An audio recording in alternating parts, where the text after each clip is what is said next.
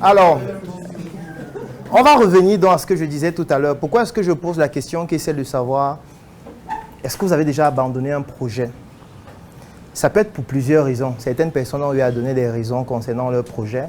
Mais il y a quelque chose qui est commun à tout ce que vous avez dit, c'est la motivation initiale. On se lance pourquoi? Lui s'est lancé parce qu'il a vu une vidéo de quelqu'un qui expliquait comment se lancer dans le charbon. Est-ce que c'est une motivation nécessaire ou suffisante pour se lancer dans un business? Ça, c'est la question à se poser. Est-ce que l'entreprise dans laquelle vous avez démissionné ou alors le projet que vous avez abandonné n'était pas le point d'ancrage de votre réussite? Est-ce que la difficulté que vous avez rencontrée, votre succès n'était pas ultérieur à cette difficulté-là, mais vous avez décidé d'abandonner avant? Mais tout ce qui va vous pousser à arrêter, c'est la motivation initiale. Ce sont les informations initiales, c'est la préparation initiale. C'est ce qui pousse à continuer ou à arrêter. Moi, je vous ai expliqué ce qui m'a poussé à arrêter. Ça veut dire que je me suis lancé pour une mauvaise raison. Sur la base d'une frustration basée sur le fait que je n'ai pas réussi à un concours. Et je me disais, puisque je n'ai pas réussi au concours, il faut que je lance mon propre projet. Alors que j'aurais pu continuer de travailler dans les cliniques. C'est vrai que je ne gagnais pas grand-chose, mais j'aurais eu du relationnel. J'aurais fait mes classes. Je serais peut-être actuellement à un niveau beaucoup plus élevé. Mais j'ai décidé d'arrêter. Est-ce que la voie que j'ai choisie actuellement, c'est la meilleure voie? Jusqu'aujourd'hui, je ne suis pas certain. Puisque à chaque fois, on remet en question ce qu'on fait. Est-ce que ce qu'on fait actuellement, c'est la meilleure chose à faire? Pas forcément. Est-ce qu'il n'y a pas une meilleure manière de le faire autrement? C'est possible.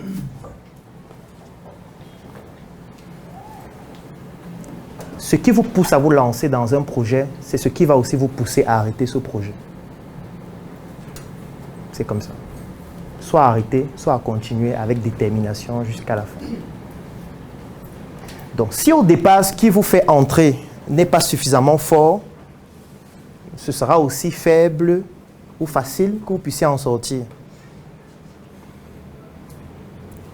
Parce que si tu as grandi dans une famille où tes parents vendaient le charbon, où on t'a envoyé à l'école avec l'argent du charbon qu'on vendait, où tu vendais le charbon pendant les vacances, depuis que tu es petit, c'est que jusqu'à présent, tu vends le charbon.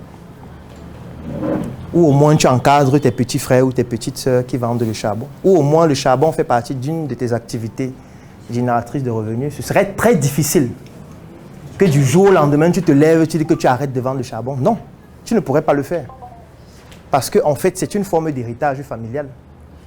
Ce serait difficile que tu arrêtes. Donc, vous voyez que ce qui vous a poussé à entrer, c'est ça qui va vous pousser soit à sortir, soit à continuer avec détermination pendant 10, 15, 20, 30 ans. Tous les projets que j'ai abandonnés, c'est les projets pour lesquels la motivation initiale n'était pas suffisamment forte. Tous, c'est la même chose. C'est parce que tu te lances sur un coup de tête, tu te dis, voici une opportunité. Je vais saisir cette opportunité. Mais après, quand tu fais face au challenge, tu arrêtes. C'est un comportement qui est logique. Mais la logique change quand l'énergie qui t'a poussé à te lancer est plus forte. Parce que là, dans ce cas-là, les difficultés deviennent juste des points d'ancrage qui doivent te permettre de passer au niveau supérieur si tu réussis à les résoudre. Pas d'arrêter. Donc, autre exercice que vous devez faire en dehors du deuxième que j'ai donné, c'est de comprendre qu'est-ce qui vous a motivé à faire le projet que vous êtes en train de faire actuellement. Il faut être honnête dans la manière de répondre à cette question. Et sachez que ce qui vous a poussé à entrer dans ce projet, si ce n'est pas suffisamment fort, vous allez arrêter. Tôt ou tard, vous allez arrêter. Et ça ne sert donc à rien de faire 5 ans, 10 ans, 15 ans d'un projet pour arrêter et recommencer à zéro. Ce serait ça, la perte de temps. Oui, tu veux réagir? Oui, vas-y. À haute voix, je vais relayer ici. Oui, ma question est-ce possible de développer une autre motivation pour du projet qui est plus forte que celle initiale, qui vous pousse à continuer le projet? Oui, c'est ce qu'on appelle les motivations secondaires, mais hélas, ça ne peut pas. Ça ne peut pas pour plusieurs raisons.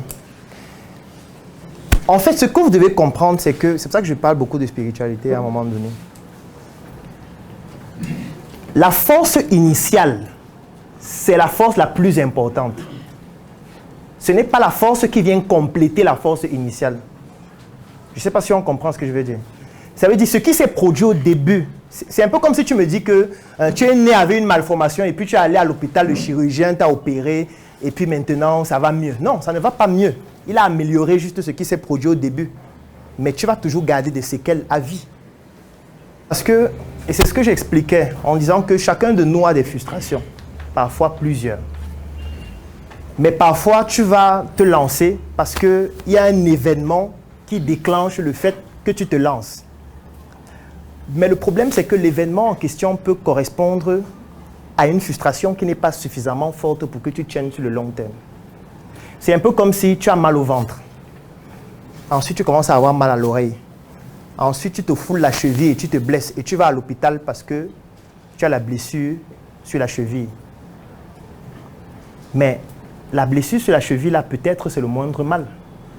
Peut-être c'est la douleur que tu as au ventre qui est le réel problème de santé que tu as et qu'il faudrait qu'on diagnostique.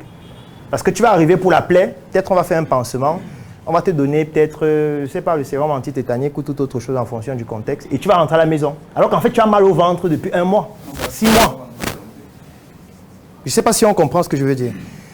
Donc, il ne faut pas se tromper de source de motivation initiale. Il peut y avoir des éléments déclencheurs, mais l'élément le plus important, c'est la source de motivation initiale. Est-ce que je me lance parce que j'ai vu ma copine se lancer, je veux faire comme elle? Vous n'allez pas durer longtemps, parce que la source de motivation initiale n'est pas suffisamment forte. Est-ce que je me lance parce que les gens m'ont méprisé et puis je me suis dit, il faut que je me lance pour ne plus être méprisé? Est-ce que pour ne plus être méprisé, la seule chose à faire, c'est se lancer? Pas nécessairement. C'est donc ça la question qu'il faut se poser. Et moi, je vous recommande d'interroger dans les projets que vous êtes en train de faire actuellement. Qu'est-ce qui vous a poussé à le faire? Qu'est-ce qui vous a poussé à le faire? Est-ce que c'est juste parce qu'on a des connaissances dans un domaine qu'on doit se lancer dans ce domaine? Pas forcément.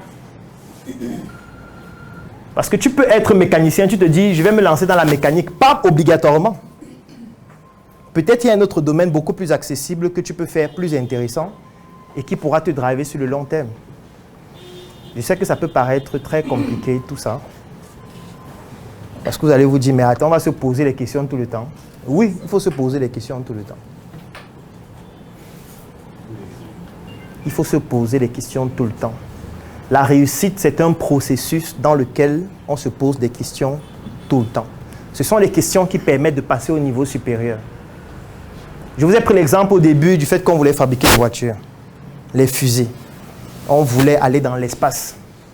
C'est le fait de se poser les questions régulièrement qui pousse à remettre en question ce qu'on fait et à se dire peut-être il faut le faire différemment.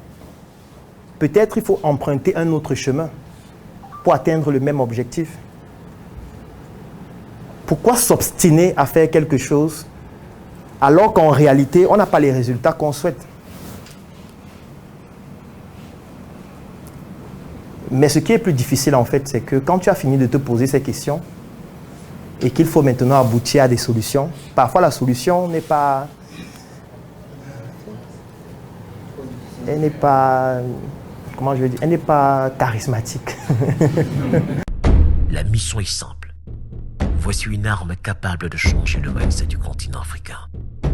Détruire l'obésité de l'inconsistance intellectuelle dans laquelle se cache le coffret VIP.